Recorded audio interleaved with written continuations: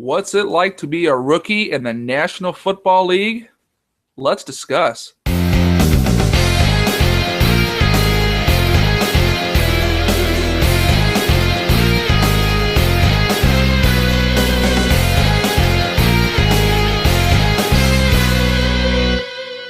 Good evening, and thanks for tuning in to your weekly installment of the Blue HQ, presented by FarmersMarket.com.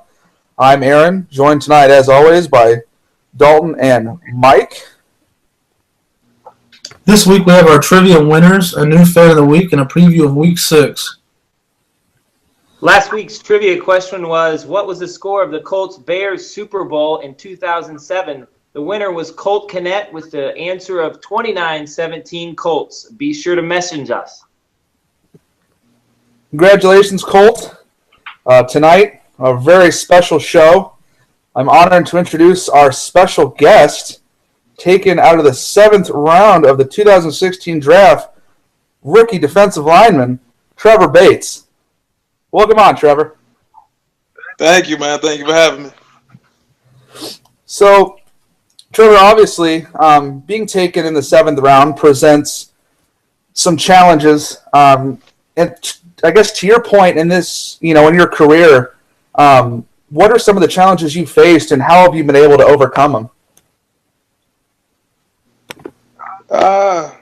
Just being a small school player from Maine, you're kind of slept on your entire career, and I guess once you get up to this level of talent, and you're going up against Alabama's and Georgia's and SEC teams, you got to really prove yourself, and you got a bigger chip on your shoulder, and that's kind of how I came into it. I wanted to make a name for myself and just compete and show and the older players, the vets in the locker room, that I could play ball. One question I had for you is, I've done a lot of research, and I saw that you mentored a young man named Austin while you were at college in Maine. Do you still keep in contact with him? I do. Austin Sargent, that's my guy, man. I've known him for about 5 or 6 years. We still try to keep in touch when I can. I send him some little packages here and there, and just make sure he's doing all right. Check on him when I need to. He checks on me when he needs to. So it's cool, man. It's a cool relationship. So how did you guys meet then? It was through a program, Black Bear Mentoring, up at the university. My freshman year, I got introduced to the program, and I was matched up with him, and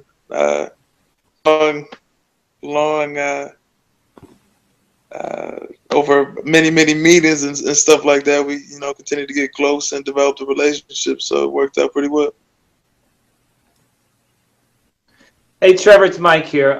We found an interesting video clip of you lip-syncing Lost Without You by Robin Thicke. Lost without you, can't help myself.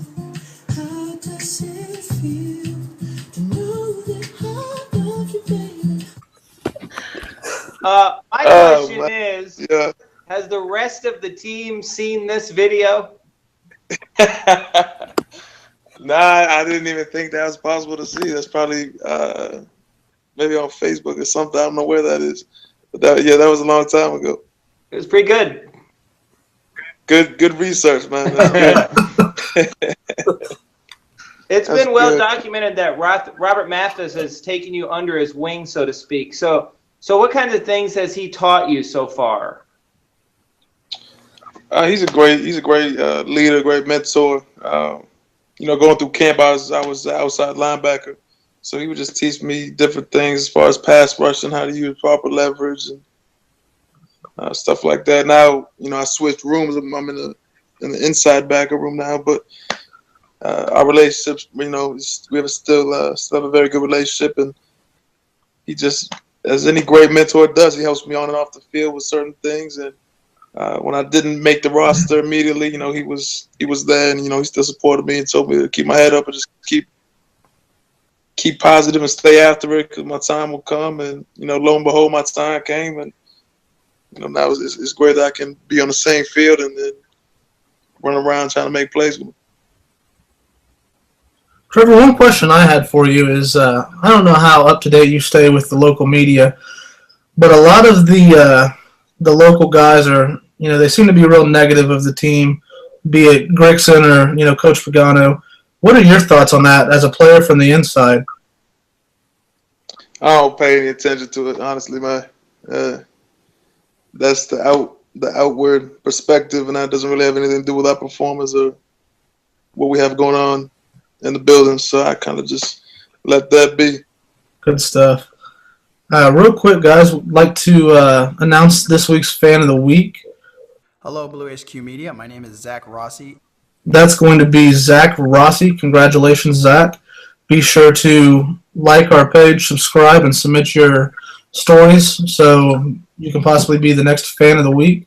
Remember, at the end of the year, every Fan of the Week is going to be in a drawing for two game tickets to the 2017 regular season game. All right, guys. Well, looking forward to Week 6. We've got a real important, pivotal matchup here against, the division rival Houston Texans, playing potentially for first place here.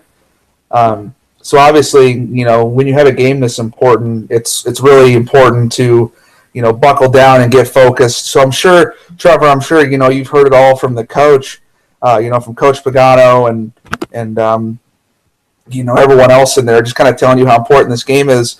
What can we as the fans expect to see from this defense in this year's first showdown with the Houston Texans?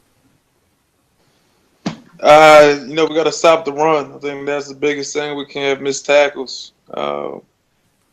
We need some pressure up front. We got to play our type of ball, and I think, as long as we execute and do our job for 60 minutes, and that's the type of ball you'll see being played on Sunday.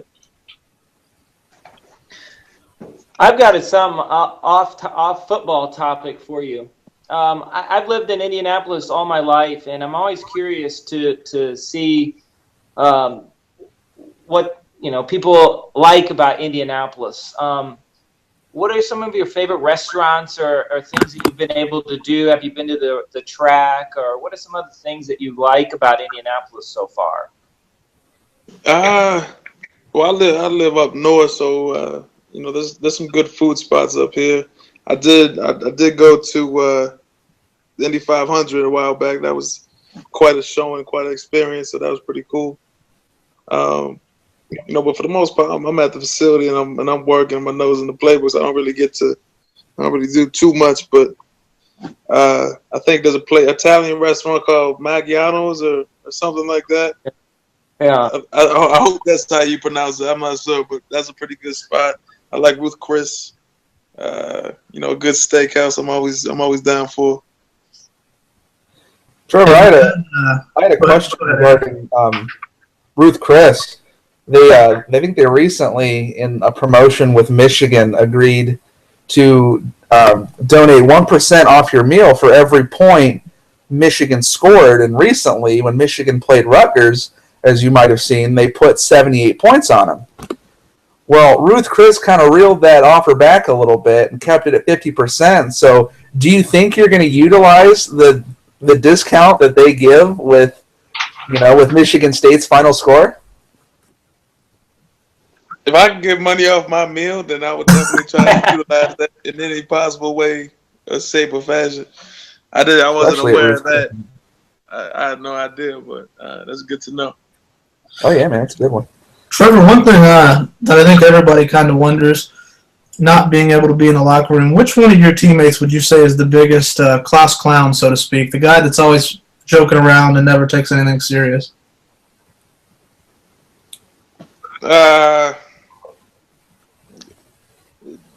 All the players take everything serious, to an extent, but it's a unique group. I'm not just gonna throw someone on the buzz and name one person. Everyone really has a personality that they bring to the group, so it's kind of, it's a group effort. I say every single player on the roster is an interesting person, and it's always entertaining to be in that locker room because you never know what you're gonna get. I got another question for you. I'm a teacher and a former high school coach, and I'm just curious to know, is there a certain teacher or coach in your life that really stands out that helped you along the way, that made a difference, and somebody that you continue to keep in touch with? Yeah, I got a few back home. My high school football coach, Jeff Garrett. He was a great coach, great, mentor in my life as I was growing up and, going through my youth. Him and I still keep in contact. Great friend of mine.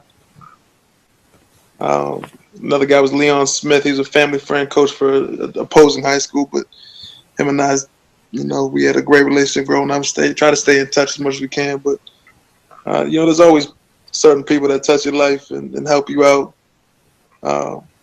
Whether it's small or big, it may seem little to them, but some small gesture, always goes a long way. Good stuff. To kind of touch on a question that Mike asked a few minutes ago, with you being in Indy this year, do you plan on catching any Pacers games? As a season ticket holder for the Pacers, I know that that Robert takes in a lot of games. It's pretty common to see him down on the court side. Honestly, it hasn't even crossed my mind yet. I'm sure if I get some free time one of these evenings, I may slide down there and check a game or two out. I had a football question for you on special teams. A lot of people had said that it's one of the most fast and intense plays, in the game. When you're running around out there and trying to make plays, like what's going through your head besides trying to get the ball carrier, obviously? What's the emotion out there? It's definitely I think it's the fastest. You don't really got time to think. It's really you prepare up to that play, and then it's go time, and you're just full speed, and you just got to react from what you see. But obviously the intensity is high, and depending on what special team it is, everyone's trying to go full speed and run into something and try to make a play. And I had to ask because I had caught one of your old interviews, and it asked you your favorite team in the NFL, and if I recall correctly, I think you said Philadelphia. Has that changed at all since being drafted by the Colts? I don't got a favorite team. I did. I had players that I liked and enjoyed watching. But now I'm a fan of the game. I like watching players. I like to learn. I love to learn. So I'm always watching other players around the league, watching film, and just trying to learn and better myself to see what the top linebackers and pass rushers are doing in this league. Who was your football inspiration growing up? I love Ray Lewis, and I always enjoyed watching DeMarcus Webb. One question that I had, probably one of my final questions that I had wrote down, is, a lot of people will never know what it's like to be a rookie in the NFL and strap up the pads that first time. What was it like Sunday, strapping them up for the first time for a regular season game and going out against the Bears? Oh, man. It's an amazing feeling, man. It's really, honestly, a blessing to play this game. And for me, it's just understanding God's grace and his plan for me to be able to be in this league and to play this game. That's really the most amazing thing to me, and just to do what I love to do and have the opportunity and the talents to be able to do it. So I try to take the most, try to make the most out of it and really seize this opportunity I have and try to become great. All right. Well, I had one more question for you, and this is more of just a request, I guess. Obviously, when a team struggles early off, there's a lot of speculation, and fans start to get some opinions. And I guess if there's one thing for Colts Nation and all Colts fans who are still riding along with their favorite team, what's one thing you can tell them, words of encouragement that would kind of lift their spirits after kind of a slow first start to the season? I mean, we won our last game, so I don't know if you can be too upset after a W. But just take it one game at a time. That's how we take it. We take it one play at a time, and you can't get too far ahead. You got to just focus on now and then the next moment, and that's really all you got. So just stay patient and continue to support us and continue to be behind us, and we'll come through. 13-3. 13-3, man. You got it. All right, Aaron, did you have the trivia question for this week? Yes, sir. The trivia question for this week: Colts running back Frank Gore, obviously moving up the ranks to move into the number 9 spot. Fans, we want you to like, retweet, but also answer these questions for us so that we can pick you as our weekly winner. To move up to number 9, what 2 running backs did Frank Gore pass up on the list? Once again, to move up to number 9 on the list, who did Frank Gore pass? 2 running backs, looking for 2 names, and teams as well.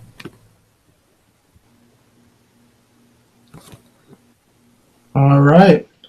Well, anybody have anything else for Trevor or for the fans before we sign off for the night? Thanks for being on here. This has been a pleasure. Absolutely, man. I appreciate you guys and taking the time to have me.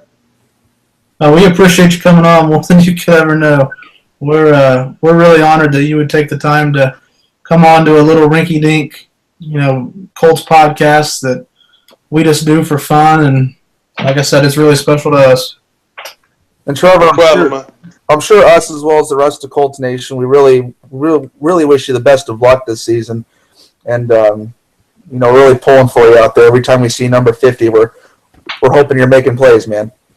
Absolutely, man. I appreciate that. Let's get that W this weekend. Absolutely. Well, Colts fans, we thank you for joining us tonight. Once again, we're honored to have Trevor Bates joining us. Be sure to answer the trivia question. Submit your fan of the week requests. Like, share, subscribe, tell your friends. You're not going to want to miss this episode. So from the Blue HQ, I'm Aaron, joined by Dalton and Mike. Trevor Bates tonight. Once again, thank you for joining us. You all have a wonderful evening, and go Colts.